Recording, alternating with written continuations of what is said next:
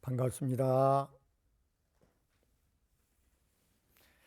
철학자 데카르트의 나는 생각한다, 고로 존재한다는 철학적 명제가 아니더라도 누구나 다 생각을 하며 살아가는 존재라는 것을 누구나 다 잘 알고 있습니다. 생각을 통해 나의 존재성을 인식하고 상대의 인연처를 받아들이고 또한 나와 너와의 관계가 상생으로 혹은 상극으로 관계 맺음을 하며 살아가고 있는 것입니다.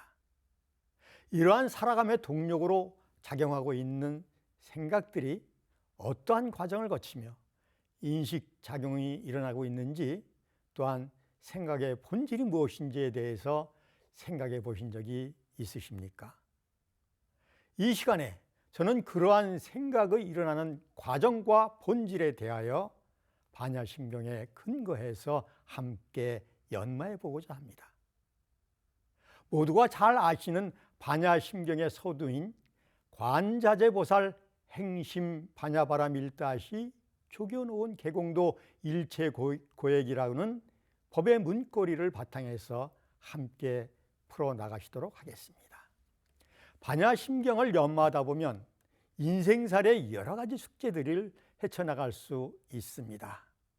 자, 조금은 엉뚱한 질문이지만 이 세상을 구성하고 있는 요소들이 무엇일까요?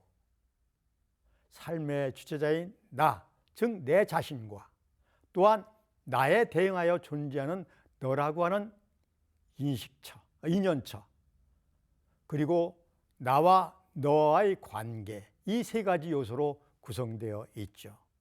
어찌 보면 아주 간단한 구조로 세상은 더불어 존재하며 살아가고 있는 것 같습니다.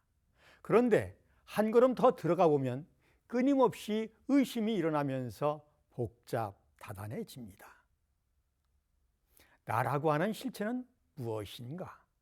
또한 내가 나일 수 있음을 인식하게 하는 의식의 실체는 무엇이며 어떠한 경로로 의식의 작용들이 일어나고 있는가? 그리고 나를 둘러싸고 있는 대상들은 어떻게 실존하며 그 관계들이 어떻게 맺어지기도 하고 풀어져 나가기도 하는가? 궁금하지 않으십니까? 제목인 반야바라밀다신경은 완전하고 지혜를 말한다는 정도로 말씀을 드리면서 본 내용에 들어가서 자세히 설명해 드리도록 하겠습니다. 본문 처음에 나오는 분이 관자재 보살이시죠. 관자재 보살은 어떤 보살이실까요? 관은 본다, 꿰뚫어 본다, 마음의 눈으로 노력해서 찾아본다, 그런 의미가 있죠. 그렇다면 무엇을 관하고 수행해 나가시는 보살이십니까? 문자 그대로 풀어보자면 관자재 보살이란 자재로움을 관하시는 보살이라는 뜻입니다. 저는 언제나 어디서나 자재로움을 추구하시는 진행형의 구도자가 곧 관자재 보살이라고 해석을 합니다. 그렇다면 자재로움이란 어떠한 의미를 지녔습니까? 자재로움이란 그 말을 들었을 때 어떠한 생각들이 먼저 떠오르십니까? 자유롭다, 걸리고 막히지 않는다, 서로 간섭당하지도 않는 자유로움 등등을 표현할 수 있겠죠. 그런데 우리는 무엇에 걸리고 막혀서 자유롭지 못할까요? 대부분 걸리고 막히는 것이 인연의 소치에서 오죠. 또 어느 것에 걸리고 막히시는가요? 생각이 일어남에 따라 분별심이 일어나고 분별심에서 애착과 탐착과 어리석음에 빠져들게 되시죠. 그런데 자제로움이란 어떠한 힘으로 작용되어지나요? 내 안에서 어떠한 번뇌망상이 일어날지라도 지혜롭게 생각이 일어난만을 따라가지 않고 또한 일어났던 생각들이 사라져 가더라도 당당히 그 사라짐을 쫓지 않는다면 일어나고 사라지고 오고 감에 도무지 간섭받지 않으니 이것을 일러 자제롭다, 자유롭다 하는 것이 아니겠습니까? 따라서 자제로움을 추구하려는 수행자, 즉 보살께서는 행심, 수행의 깊은 정진력을 보이실 때 그런 말씀이십니다. 그렇다면 행의 근원처는 어디일까요? 우리는 활동을 하면서 살아갑니다.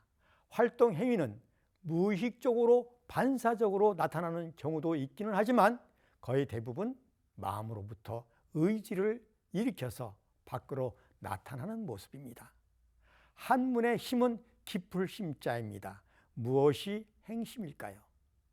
좌산상석께서 하고 또 하고 하고 또 하여 하지 아니하여도 저절로 이루어질 때까지라는 법문으로 자기 자신의 갈물이 되어 있는 무한한 잠재 능력을 배양시켜 나가도록 삶의 의지를 일깨워 주셨습니다. 하고 또 하고 하고 또 하여 하지 아니하여도 저절로 이루어질 때까지 나는 정진적공을 하겠다는 의지가 필요한 것입니다. 이것이 행심입니다. 반야는 범어입니다. 번역하자면 지혜 또는 밝음이라고 합니다. 무엇을 지혜라 하고 무엇을 밝음이라 합니까? 일과이치에 대하여 명료하게 막힘이 없이 아는 사람을 지혜로운 사람이라고들 합니다. 그렇다면 무엇을 안다는 것입니까? 무엇을 아는 것이 지혜로운 것일까요? 생각해 보시죠. 첫째, 나를 아는 것입니다. 둘째, 대상인 인연처를 아는 것이며 셋째로 나와 대상과의 사이에서 일어나는 관계망을 여실히 아는 것입니다. 즉 앞서 말씀드렸듯이 세상을 구성하고 있는 3대 요소에 대하여 원만구적하고 지공무사하게 아는 것, 이것이 지혜롭다는 말씀입니다. 바라 역시 범어로서 번역하면 저 언덕에 이른다는 뜻입니다. 여러분 각자가 꿈꾸고 있는 이상의 세계인 저 언덕은 어디입니까? 무엇을 향해서 오늘 이 순간을 살아가고들 계십니까? 밀다에서 밀은 화반다는 뜻입니다. 저는 비빔밥을 생각해 봅니다. 여러 가지 산나물을 넣고 고추장도 넣고 거기에 참기름도 쳐서 비비면 그 맛이 어떻습니까? 산나물 각기 지닌 그 향이 있고요. 고추장의 매운 듯한 맛도 있고요. 참기름의 고소한 맛들이 있으되 그 안에서 새로운 맛을 만들어내죠. 자신의 고유한 성분을 지니고 있으면서 하나가 되어 조화로운 맛을 만들어냅니다. 이것을 밀이다라고 말씀드릴 수 있겠습니다. 밀다에서 다는 많다는 뜻입니다. 무엇이 많으냐? 속 깊게 정진하며 지혜로운 길로 저 언덕에 이르게 하는 방편들이 많다. 즉 진리의 구경처에 이르게 하는 법이 많고도 많다. 실한 때를 말합니다. 어떠한 때입니까? 한마음 일어났음을 알아차렸을 때, 정진에 대한 발심이 일어났을 때, 이때인 거죠. 조교노원 계공도 일체의 고액입니다. 저 언덕에 이르는 법이 많고도 많지만 자제보살께서는 오온이 공함을 보시고 일체 고액을 건넜다는 말씀이십니다. 조견입니다. 보았다는 의미이죠. 보았다면 누가 보았을까요? 그리고 무엇을 보았을까요? 조견의 견은 남이 본 것에 대해서 누가 어떠한 것을 보았다는 남의 얘기가 아니라 삶의 주인공으로서 내가 본 것에 대한 내 자신의 이야기입니다. 따라서 반야심경은 남의 이야기를 듣는 공부라기보다는 나의 삶을, 나의 이야기를 살펴보는 공부라고 말씀드릴 수 있겠습니다. 모든 경계를 따라 심지에 요란함이 일어났는가? 심지에 어리석음이 일어났는가? 심지가 그름에 끌려가지는 않았는가? 이런 것들을 알아차리는 공부길이라고 저는 말씀드릴 수 있습니다. 물론 보여지는 것은 인연처인 대상과 관계망의 실상과 이를 받아들여서 일어난 나의 마음처인 것이죠. 그 대상을 보았다는 것은 눈으로 보기도 하지만 눈과 귀와 코와 입과 몸과 마음, 육군으로 인지되어지는 일체 의식작용으로 보고 듣고 향내를 맡고 맛과 감촉을 느끼고 생각을 일으켰다는 말씀입니다. 온이란 다 아시다시피 색, 수, 상, 행, 식을 말합니다. 이것을 구분해서 보자면 인연체의 모든 대상을 색이라는 한 글자로 집약시켰습니다. 그리고 수상행식은 그 대상이 육군작용으로 받아들여지고 판단하고 선택하면서 이에 따라서 행동하고 그 결과 수반되어지는 삶의 업식의 전 과정, 즉 내 내면에서 일어나는 과정입니다. 여기서부터 주관적인 세계에 대해서 일어나는 생각의 고리들이 밝혀지게 됩니다. 자, 이게 무엇일까요? 이게 무엇일까요? 사과죠. 이것이 어떻게 사과라는 것을 아셨습니까? 그 내면에는 내가 태어나면서부터 지금까지 살아오면서 형성되어진 의식에 의해서 저렇게 생긴 것이 사과야 라고 하는 내 안에 함장되어진 식의 작용을 통해서 우리는 사과라고 알아차리게 되는 것입니다. 이 사과를 눈으로 받아들이면서 내 의식의 내면에 과연 어떠한 작용이 일어납니까? 일단 사과가 붉은 것이 잘 익었네? 먹고 싶다 하는 생각이 먼저 나죠. 이 사과를 먹고 나서는 어떠한 의식들이 나에게 형성됩니까? 진짜 맛있다. 새콤달콤하다. 제가 아는 친한 친구 중에 임 선생이라는 분이 계십니다. 그분의 친구께서 영주에서 사과 농장을 하고 계셔요. 그런데 작년에 제가 사과 한 상자를 선물로 받았습니다. 정말 맛있더라고요. 그 전까지 제 정토가 수유역 부근에 있는 마트에서 안동 사과를 팔아요. 이게 안동 사과 맛있다 거기서만 사 먹었는데 이 영주 사과를 먹고 나서부터는 그 맛에 빠져들어가지고 그 농장에서 직송해서 먹고 있습니다. 업식이 형성되고 반복되어지면서 사과는 영주 농장의 사과 맛이 최고야 라고 생각이 바뀌게 되는 것입니다. 업식이 변한 것이죠. 여러분도 자신의 생활에서 형성되어진 기억들의 과정을 관해 보세요. 그러한 과정들을 겪으면서 내 삶의 과정이 업식으로 형성되어져 왔다라고 인식이 되어질 것입니다. 자, 방금 함께 나눈 사과로부터 전개되어지는 이야기를 회상하시면서 본론으로 돌아가겠습니다. 색이란 물질적 존재를 말합니다. 이러한 물질은 무엇으로 이루어졌을까요? 이렇게 질문을 받죠. 방금 보여드렸던 이 사과를 어떻게 이루어졌을까요?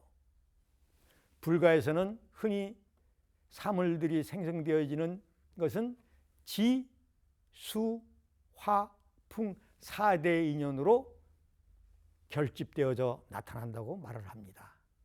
과연 지수화풍 이 네 가지 요소로만 이루어졌을까요? 우리는 흔히 던지는 질문이 있습니다. 물질은 무엇으로 이루어졌을까? 이 말을 한번 바꿔보죠. 물질을 이루는 기본 원소는 무엇일까? 이게 현대적 과학의 질문이죠.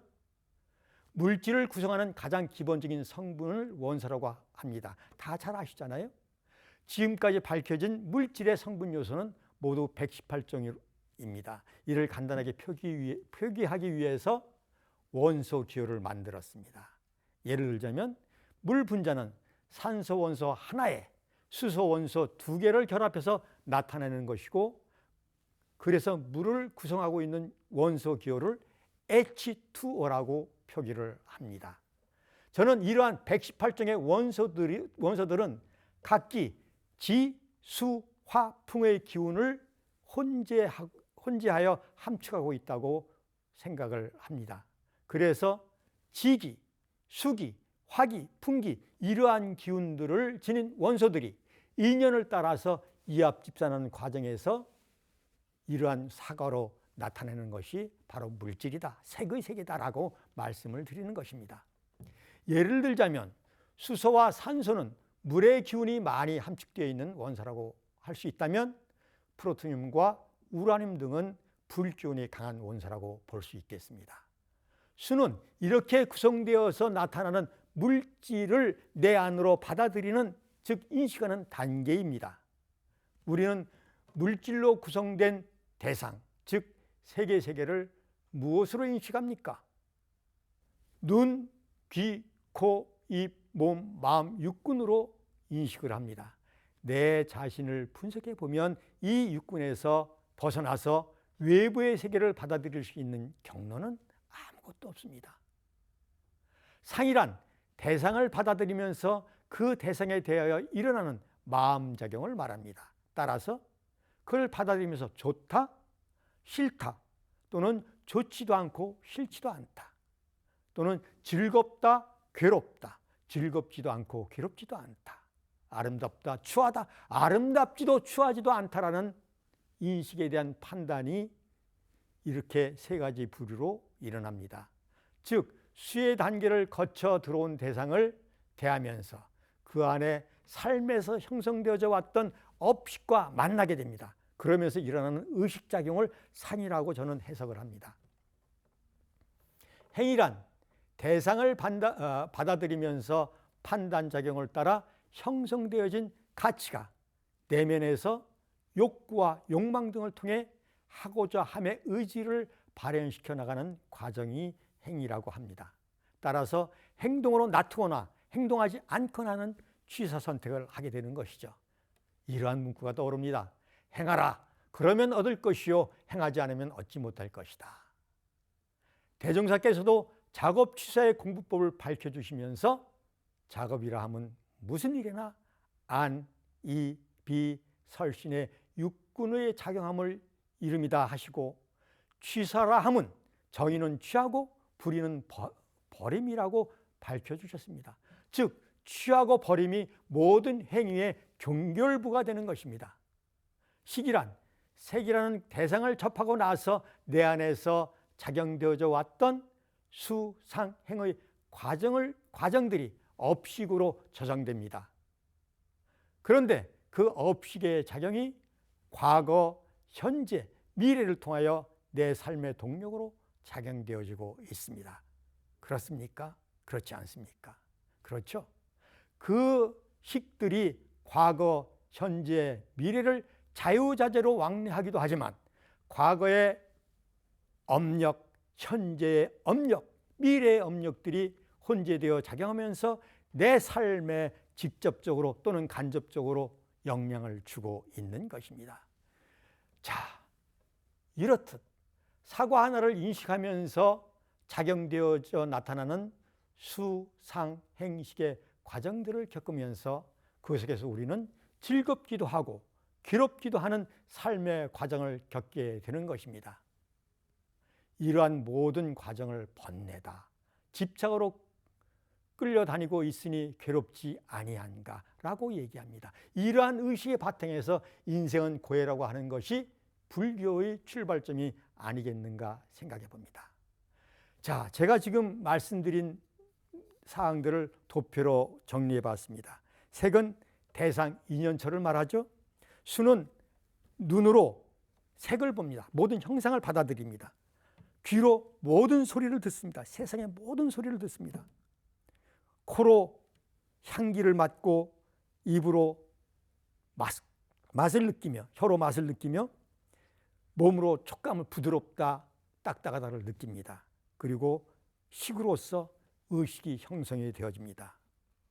그러한 것들이 상을 통해서 좋다, 싫다, 좋지도 않고 싫지도 않다는 세 가지 유형의 상이 나타나죠. 그것을 통해서 우리가 행동을 하게 됩니다. 행동은 취할 것이냐 말할 것이냐 취사의 선택으로 나눠지게 됩니다. 그러한 과정에서 모든 의식들이 과거, 현재, 미래 이 3세를 통해서 무한히 작용하면서 우리는 살아가고 있습니다. 그래서 6세 3가지 3을 곱하니까 3, 6, 18, 18이 되고 거기에 좋다 싫다 2가지를 하니까 36가지가 되고 거기에 과거, 현재, 미래를 3가지를 곱하니까 108이라고 하는 숫자가 나옵니다. 108하면 떠오르는 숫자가 생각이 있죠. 보편적으로 108번뇌라고 합니다. 저는 다른 각도에서 접근해 봤습니다. 우리의 생각, 일체 의식 과정을 통해서 나타나는 모든 의식들이 과연 번뇌이기만 할까? 대상체인 색이 수상행식의 전 과정을 통해 받아들이고 일어나는 108가지의 사고 유형이라고 저는 말씀드리고 싶습니다. 우리의 의식작용은 108가지 사고 유형에서 벗어나는 것이 없습니다. 그런데 번뇌적 볼이라는 말씀을 많이 들으셨죠? 내 자신의 삶에서 짊어져 왔던 번뇌들을 생각해 보십시다. 번뇌, 즉 볼이라는 포벌을 어떻게 받아들이고 계십니까? 세상을 살아간다는 것이 얼마나 힘들었기에 보조국사께서는 3계 연례가 유효 화택이라, 즉 탐욕과 성냄과 거짓으로 뜨거운 번뇌의 삶이 마치 불타고 있는 집에서 사는 것 같다고 하셨을까요? 이러저러한 문제들이 우리네 삶을 옹알가매고 있는 것이 현실입니다. 어떻게 해야 좋은 직장을 구할 수 있을까? 어떻게 해야 승진할 수 있을까? 어떻게 해야 돈을 더 많이 벌을 수 있을까? 어떻게 해야 사랑을 얻을 수 있을까? 어떻게 해야 결혼 생활을 행복하게 오래 지킬 수 있을까? 내 아이를 유능한 인재로 키우려면 어떻게 해야 할까? 또 무병장수하려면 어떻게 해야 할까? 이렇듯 잡다한 번뇌로부터 벗어나려면 어떻게 해야 할까? 이러한 번뇌의 어둠을 어떻게 지혜의 불빛으로 전환시켜 나갈 수 있을까요? 신앙과 수행이란 이러한 의식의 작용을 번뇌에서 지혜로움으로, 강급에서 진급으로 변화시켜 나가는 행위요, 해로움에서 은혜로움으로 지향시켜 나가는 삶의 행위라고 생각합니다. 따라서 바냐바라 밀이라고 하는 것, 이것은 삶을 위한 수행이요, 삶 속에서, 생활 속에서 신앙의 행위라고 말씀드리고 싶은 것입니다. 개공도 일체고액이라, 즉 일체의 모든 것이 텅 비어 있음을 보시고 모든 고해를 벗어났다 하셨습니다. 개공은 일체의 모든 것이 비어 있다는 말입니다. 이 한마디가 반야심경 전체의 진문맥을 여실히 드러내고 있습니다. 지금까지 함께 공유해왔던 의식작용의 본질이 공하다는 실체를 일깨워주고 있는 것입니다. 또한 신앙과 수행생활의 궁극적 도달처는 일체의 모든 것이 텅 비어있는 실상의 바탕에 있음을 깨닫게 하고 실행하게 하는 것이라고 말씀하고 계십니다. 도일체고액 뒤에서부터 나오는 사리자, 색불이공, 공불이색으로 이어져 나가는 경문부터는 공함을 실상으로 여실하게 드러내 주시는 설명부인 것입니다. 색불이공이라 하셨습니다. 왜 색이 공과 다르지 아니할까요? 공불이색이라, 왜 공이 또한 색과 다르지 아니할까요? 색즉시공, 왜 색이 곧 공이며 공즉색 또한 공이 곧 색일까요? 수상행식 역부여시라, 수상행식도 또한 이와 같고 같도다라고 하셨을까요? 자, 이 사과가 보입니다. 그렇죠? 눈을 통해 보이시죠? 저는 또한 이 손의 촉감을 통해서 사과가 있음을 인지하게 됩니다. 여러분들께서는 이 사과를 보는 순간 그간 삶에서 형성되어져 왔던 업식의 작용을 따라서 입안에서 뭐가 돌죠? 침이 돌기 시작합니다. 아, 먹었으면 좋겠다. 얼마나 맛있을까? 그 마음을 여실히 보실 수 있으실 것입니다. 그런데 색불이공이에요. 색즉 시공이라고 하셨습니다. 여기 분명히 사과가 보이는데 사과는 공과 다르지 아니하다. 색은 공이다 하셨습니다. 여러분, 공이란 있음에 반대되는 개념으로서 없음을 말하는 걸까요? 이 사과의 실체를 한번 바라보십시다. 4월이 되면 사과나무에 꽃이 폈습니다. 그때 피었던 그 꽃을 보시고 야, 사과나무에 사과가 달렸다고 합니까? 뭐라고 합니까? 사과나무에 꽃이 폈다고 합니다.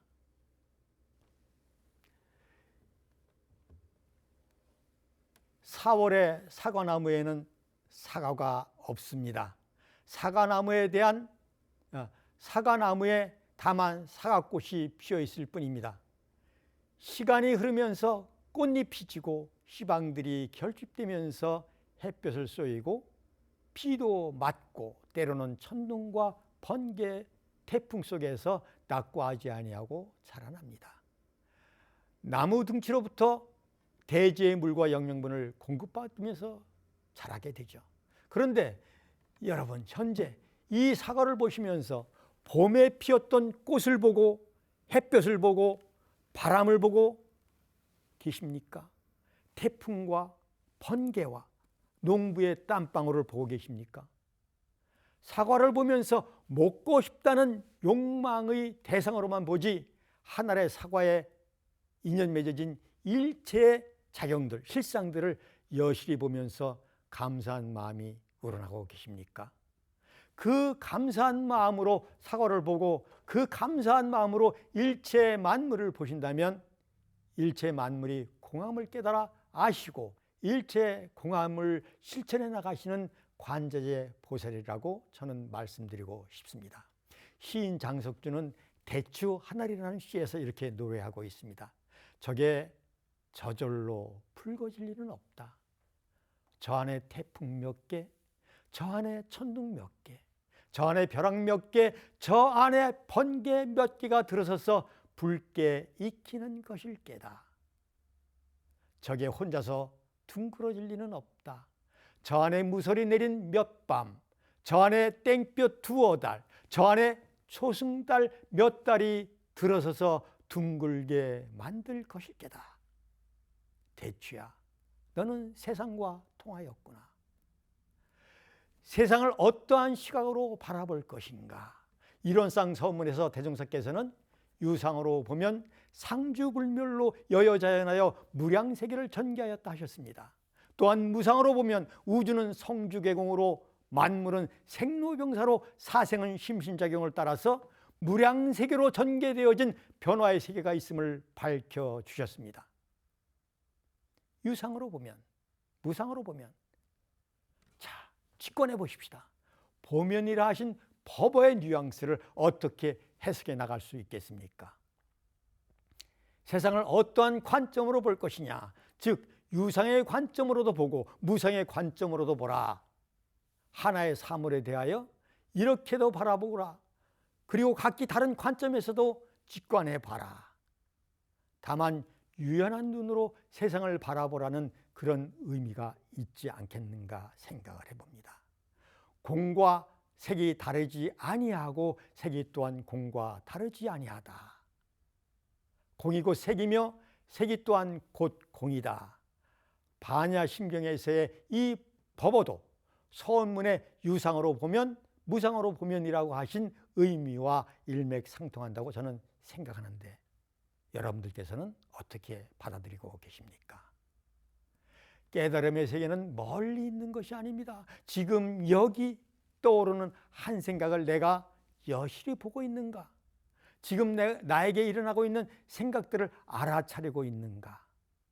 경기를 따라 일어나는 그 마음을 여실하게 보는가에서 깨달음에 다다르게 되는 것입니다. 일체가 다 공하다는 말은 지금까지 말씀드렸듯이 공은 있다 없다의 이분법적에서 상대적으로 없는 세계가 아닙니다. 관념적으로 공하다는 의미는 더더욱 아닙니다. 공이란 모든 존재는 가변적이고 고정될 수 없는 속성을 지녔다는 변화의 실체로서 공을 말합니다. 꽃이 펴서 열매가 맺어져 내 손에 쥐어지기 전까지 사과라고 하는 실상은 그대로 놔두어진 적이 한 번도 없습니다. 그렇다고 그 전 과정을 부정해버리면 지금 내 손 안에 있는 이 사과는 있을 수 없는 것은 또한 자명한 일입니다. 다만 끊임없이 변화하는 과정으로 공적 영지한 가운데 진공묘유한 실상을 그대로 나타내고 있을 뿐입니다. 그래서 일체가 다 공하다 하신 것이며, 또한 그 공의 바탕은 색이라 하신 것을 반야심경 본문에서는 색불이용이라 하시고 공불이색하시며 색즉시공하고 공즉색이라고 드러내 주신 것입니다. 또한 나의 의식작용인 수상행식 또한 그 이치에서 한치도 벗어난 것이 없다 하신 말씀에 대하여 깊이 궁구해 보시기 바랍니다. 그리하여 내 생활 속에서 녹여내시길 바랍니다. 저는 반야심경을 연마하면서 나는 무엇에 집착하고 있기에 이렇게 스스로가 얽매여지고 있는가? 나는 무엇에 편착하고 있기에 사리간에 바른 판단을 내리지 못하고 있는가를 대조하면서 마음을 챙기며 살아가고 있습니다. 법문을 해석하고 아는 것도 중요하지만 활용해 쓰려는 노력이 참다운 수행이자 신앙생활인 것입니다. 이러한 공의 실생을 경계에 대입하여 활용해 나가니 도일체 고액이라 모든 고통과 모든 재앙, 모든 불행, 모든 삶의 멍에로부터 자유로움을 얻었다는 말입니다. 자제로움을 얻었다는 말씀입니다. 나는 지금 여기에서 어떠한 고통에 머무르고 계십니까? 어떠한 두려움에, 어떠한 불안감에 사로잡혀서 계십니까? 나를 바라보고 계십니까? 삶의 주인공인 나를 놓치고 인연체인 대상만을 바라보면서 두렵다고 불행하다고 집착하는 의식에 매여 있지는 않으십니까? 본래 그 진면목을 여실히 보셨습니까? 대종사님께서는 유는 무로 대변되는 세상을 유는 무로 무는 유로 돌고 돌아가는 이치가 있다 하시고, 그 돌고 돌아가는 극지점에 전개되어지는 세상을 지극하면 유와 무가 구궁이니 구궁 역시 구적이라고 진리의 노래로서 세상사 되어지는 이치를 밝게 드러내 주셨습니다. 반야심경으로 드러내신 지혜의 실상을 대종사께서는 개성으로 재결집해 주신 것입니다. 우리 함께 내 자신에서 일어나는 생각들에 끌리거나 집착함에 머물지 마시고 인연따라 놔두어지는 생각들의 과정과 생각들의 본바탕을 꿰뚫어 보시면서 스승님들께서 밝혀주신 지혜를 활용하시며 진급인의 삶, 은혜로운 삶으로 거듭나도록 모두 함께 더불어 오직 한 길로 정진해 나가시기를 바라며 오늘 말씀 마치겠습니다. 감사합니다.